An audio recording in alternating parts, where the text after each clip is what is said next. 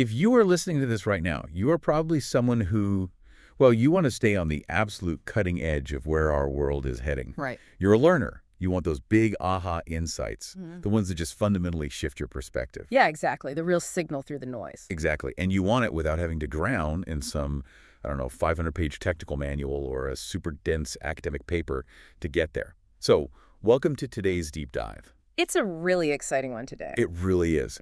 Today, we are looking at a brief, but honestly incredibly dense AI News Digest from July 1st, 2026. Yeah, drawing from Technology Review. Right, citing Technology Review. And I have to say, the implications here are massive. Yeah. We are unpacking a huge announcement from Anthropic. It's a genuinely historic moment in technology, I think. Yeah, they have officially unveiled their new flagship product, which they're calling Claude Science. And it's just wild to see how fast this landscape is shifting, you know. It's moving incredibly fast. Like, we've spent the last few years watching artificial intelligence get really good at generating text or summarizing documents. Right, drafting emails, creating images, things like that. Exactly. Yeah. But leaping headfirst from that digital media space into the physical, high-stakes world of hard science, I mean, that feels like stepping into an entirely different universe. It is a profound leap. It really is. But to ground our conversation right at the top, I think it's vital for us to understand that what we are unpacking today is not your standard software update. Right, this isn't just a patch. No, not at all. We aren't talking about a faster processor or like a slightly more articulate chatbot that can just answer science trivia. Yeah. The release of Claude Science represents a fundamental architectural shift in how human research will actually be conducted moving forward. Wow. Yeah, I mean, the very mechanics of scientific discovery are being rewritten here. Okay, well, let's unpack this, because to really understand the gravity of that shift, we need to look at the actual announcement detailed in the digest. Let's do it. So, the launch event itself was highly anticipated, obviously, but the audience wasn't your typical Silicon Valley tech crowd. Right, not just a room full of software developers. Exactly. No developers or venture capitalists just hanging around. It was packed with a very specific demographic. We're talking pharmaceutical executives, biotechnology founders, and leading scientific researchers. Which immediately sets the stakes for what this product actually is. Yeah, absolutely. I mean, these are industries where research and development costs routinely run into the billions of dollars. And the failure rates for new drugs or therapies are just notoriously high. They really are. So when you have biotech founders and pharma execs flying in for a product launch, they aren't looking for a novel gimmick to play with on their laptops. Right. They don't care about a neat little trick. Exactly. They are looking for a structural, compounding advantage that can actually alter their bottom line. And the core capability of Claude Science provides exactly that. The digest notes that and this is the defining phrase here, it autonomously performs significant tasks based on high-level, concise instructions. Yes, that autonomous part is key. Right, because this whole thing reminds me of the dynamics in, like, a high-end commercial kitchen. Oh, that's an interesting comparison. Yeah, think about it. When you first learn to cook at home, you follow a recipe step by step. You measure the flour, you set a timer, you micromanage the heat on the stove. Sure, it's very manual. Completely manual. But a head chef at a Michelin star restaurant doesn't operate like that at all. Right. The head chef just hands the sous chef a recipe name, which is a high-level, concise instruction, and the sous chef autonomously figures out the workflow. They do the chopping, the measuring, the execution. Yeah, they manage the details. Exactly. Yeah. Claude Science is basically acting as an autonomous scientific sous chef. That is a highly accurate way to visualize it, actually. And what's fascinating here is the direct comparison the digest draws to Anthropic's predecessor product, which was Claude Code. Oh, right, Claude Code. Yeah. If we look at the evolutionary trajectory of agentic AI, this transition makes perfect sense. Claude Code was built specifically to support software engineering. Right. And with Claude Code, we weren't just asking an AI to write like a 10-line snippet of code in a chat window. No, which is what the earlier models did. Exactly. We were giving it access to a complex software environment. You could give it a high-level command like build a secure user login feature and integrate it with our database. Yeah, and the AI would just do it. Right. It would autonomously navigate the code base, write to logic, run the tests, and debug any errors. Totally on its own. It was an agent, not just a generator. Precisely. It shifted AI from being this passive autocomplete tool into an active, autonomous agent. It managed the entire lifecycle of an engineering task by utilizing a feedback loop. So it would observe the code, orient itself to the problem, decide on a fix, act, and then check its own work. Wow. And Claude Science takes that exact same evolutionary leap, utilizing that same autonomous architecture, but it's stepping out of the purely digital realm of software engineering and into the highly complex, messy world of the hard sciences. Okay, but wait. I have to stop you there. Sure. Navigating a code base is one thing. A code base is entirely digital. It is literally just text on a screen. That's You can search it, you can compile it. Yeah. If you make a mistake, you just roll back to a previous version and no harm is done, right? generally, yeah. But scientific research is physical. It involves fragile biological samples, really complex chemical reactions. We're talking massive unstructured data sets of genomic sequencing. Absolutely. So how does a digital AI agent actually navigate that kind of environment? I mean, it isn't holding a pipette. No, it's not holding a pipette. But the underlying mechanism relies on the AI's ability to act as the ultimate digital orchestrator. Okay. Orchestrator how? Well, in modern science, much of the research process actually exists as vast data pipelines anyway. Right, yeah. So an autonomous agent like Claude Science can query massive biological databases like global protein folding banks or genomic registries. Oh, I see. It can autonomously design the exact parameters of a complex experiment, write the Python scripts necessary to run advanced virtual simulations, and then structure and synthesize the resulting data. So it's doing the digital prep work. Exactly. It is performing the heavy cognitive and computational lifting that usually takes a whole team of researchers weeks or even months to execute manually. Which naturally brings us to the question of adoption. Always the big question. Yeah, because you can build the most powerful autonomous tool in the world, but if it is so complicated to operate that it disrupts the entire laboratory, no one is going to use it. No, of course not. Right? A tool has to actually fit into a scientist's day. Right. If it causes too much friction, they will just throw their hands up and revert back to their old manual methods. Adoption is absolutely the steepest hurdle for any enterprise technology. Yeah. If a system requires researchers to spend, say, 6 months learning a new programming language or entirely restructuring their lab's IT infrastructure just to plug the AI in, Is a non-starter. exactly, the friction outweighs the immediate benefit. And that is a major differentiator highlighted in the digest today. Agree. Claude Science is built specifically for accessibility. Yes, it is. The digest states that the system integrates seamlessly into existing research frameworks without requiring intensive technical training. But I have to push back on this premise a little bit. Okay, go ahead. I am struggling to see how this works in practice within a cutting-edge biotech lab. We just established that Claude Science is executing highly complex autonomous scientific tasks, Right. yet it supposedly requires zero intensive technical training for the end user. That's the claim. I mean, if a software engineer makes a bug, they fix it. But if an AI misinterprets a command and ruins a proprietary cell line in a physical lab or corrupts a million-dollar trial, that is a massive disaster. It would be catastrophic, yes. So how exactly is Anthropic bridging this massive gap between digital AI and physical high-stakes science without requiring, like, a team of software engineers in the room at all times? It is a critical question, and it really gets to the very heart of how these AI interfaces have evolved recently. Okay. The key to understanding this is that the user interface is no longer code.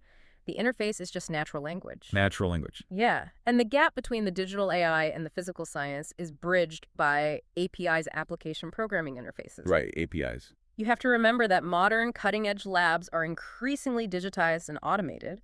We have these things called cloud labs now, where automated liquid handlers, flow cytometers, and spectrometers are all connected to a central network. Oh, okay, so the physical hardware is actually already sitting there waiting for digital instructions. Exactly. The lab equipment, the genomic databases, the simulation software, they all have APIs that accept digital commands. Wow.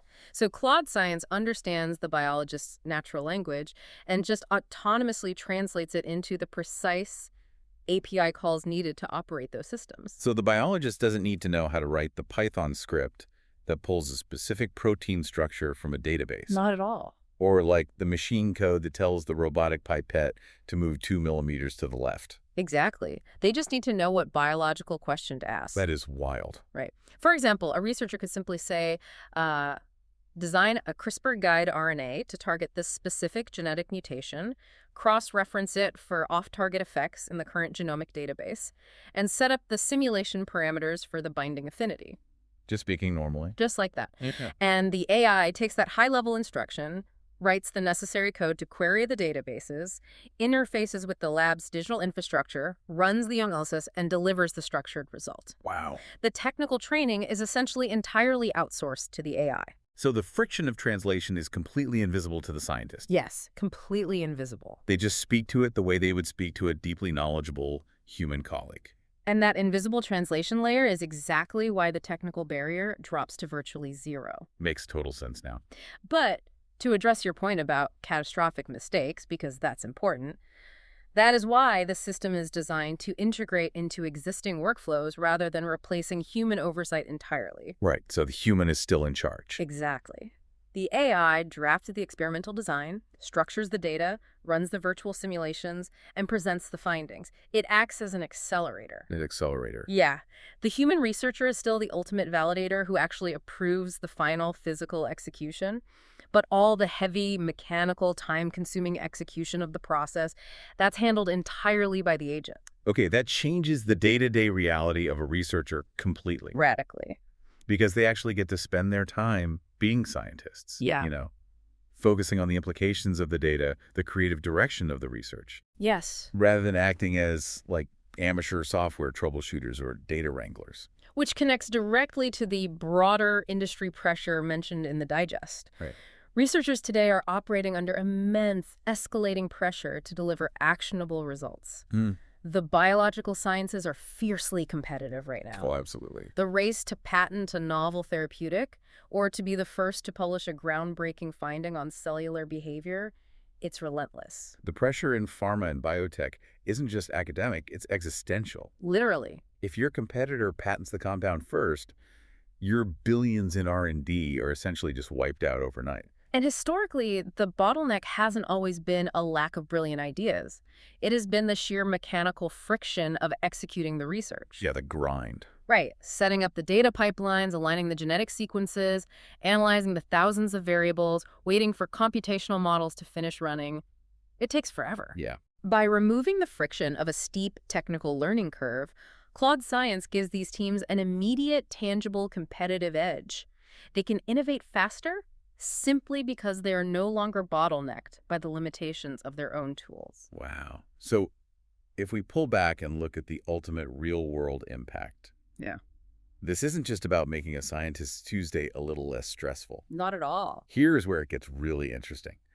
The primary promise of Claude Science, according to the Digest, is accelerating methodologies in pharmaceuticals and biotechnology. Right. The ultimate goal, the holy grail, really, is reducing the time it takes to go from hypothesis to discovery. The hypothesis to discovery timeline, it really is the defining metric of scientific progress. It is the ultimate bottleneck. Historically, the grueling part of science isn't coming up with the idea. It is the agonizing timeline of actually proving it. Exactly. It's almost like a brute force decryption process. That's a great way to put it. Yeah, in the past, if a scientist wanted to understand how a complex molecule interacted with a cancer cell, they had to design a physical experiment, run it, wait for the results, fail, tweak one single variable, and try again. Over and over. It's like trying to guess a complex password one character at a time. It takes years, sometimes decades. That brute force decryption analogy is highly accurate, actually. Traditional laboratory science is incredibly linear. Right. You hypothesize, you design, you test, you analyze, you iterate. And each step in that linear sequence is bogged down by manual data processing, literature reviews, and computational setup. But if Claude Science is autonomously handling the execution based on a single high-level instruction, you aren't guessing one password at a time anymore. No, you're not. The AI can parallelize the process. It can analyze millions of permutations, cross-reference them against global genomic databases, and run thousands of virtual simulations simultaneously before the scientist ever has to even touch a physical test tube. And if we connect this to the bigger picture, accelerating that timeline fundamentally alters the speed limit of human innovation. Yeah. We have to look at the economics of pharmaceutical R&D here. There is a concept known as Eroom's law, which is just Moore's law spelled backward. Oh, Eroom's law, right. Yeah, it observes that drug discovery has actually been getting slower and more expensive over time, despite improvements in technology. Which is crazy to think about. It is. Right now, bringing a new drug to market can take over a decade and cost upwards of $2 billion. $2 billion. A massive portion of that time and capital is trapped in the friction of the early research phase. The trial, the error, the manual data wrangling. Because the longer a hypothesis sits in the lab without being definitively proven or disproven, the more capital is burned, paying for overhead, lab time, and resources. Precisely. By shrinking the gap between a hypothesis and a discovery, you shatter Eroom's law entirely. You change the fundamental economic equation of innovation, and on a societal level, the implications are just staggering. We aren't just talking about corporate profits here. We are talking about life-saving biotechnology. We are talking about developing therapeutics for neurodegenerative diseases, creating highly targeted cancer treatments, and mounting rapid responses to emerging global pathogens. I mean, if you take a research cycle that traditionally demands 5 years of manual computational labor, and you shrink it down to a matter of months because an autonomous AI is handling the execution, that translates directly to saving lives. It absolutely does. You are getting critical therapeutics out of the lab, into clinical trials, and eventually to patients in a fraction of the time. It redefines what is biologically possible within our lifetimes. Yeah. When the capacity to execute complex research becomes practically unconstrained, labs that adopt autonomous agents will simply outpace labs that rely on manual workflows. They won't even be able to compete. Right. We will likely see a rapid mass adoption across the entire sector because the alternative is obsolescence. The competitive advantage is simply too massive to ignore. The entire field of scientific research is about to hit the fast-forward button. Which forces a deep reevaluation of what the role of a scientist actually is in this new paradigm. That's true. When the mechanical execution of an experiment, the coding, the data structuring, the simulation running is automated by an AI agent, the inherent value of the human researcher shifts entirely. Which brings us right back to the beginning of our deep dive today, and those high-level, concise instructions. Exactly. So as we wrap up, let's synthesize exactly what this means for you, the listener. Anthropic's Claude Science has officially arrived. It's here. It is taking the autonomous, agent-based capabilities that we previously saw revolutionize software engineering with Claude Code, and it is injecting them directly into the heart of pharmaceutical and biotech laboratories. It provides a frictionless natural language interface that requires no intensive technical training at all. It is an autonomous scientific assistant that integrates effortlessly into existing workflows, promising to drastically fast-track scientific breakthroughs by shrinking that timeline from a hypothesis to a confirmed discovery. And for you, as someone who wants to stay ahead of the curve, understanding this transition is absolutely essential. We have moved decisively past the era of AI as just a conversational chatbot. Oh, way past it. We have entered the era of AI as an autonomous research agent. Grasping this shift from an AI that simply generates text to an AI that literally executes hard science is the key to understanding the next major leap in the technology industry and really human progress. It is a fundamentally different world when the technology is no longer just answering our questions, but actively pursuing scientific validation and conducting complex analysis on our behalf. It really is. And I want to leave you with one final lingering thought to mull over today. Right. It builds directly on that core claim from the digest, that this AI works autonomously based on high-level, concise instructions. Right. Think back to our opening metaphor. If the AI is doing all the autonomous heavy lifting in the lab, if the digital sous chef is doing all the complex data chopping and simulation cooking based strictly on a brief prompt, will the defining skill of a future scientist be less about their physical ability to execute grueling experiments and more about their ability to ask the AI the perfect high-level question? It is a profound thought to consider. Is it? The scientist evolving away from manual labor and basically becoming the ultimate prompt engineer for the natural world. A master architect of ideas, letting the machine handle the mechanics of discovery. Thanks for joining us on this deep dive. Keep asking those perfect questions.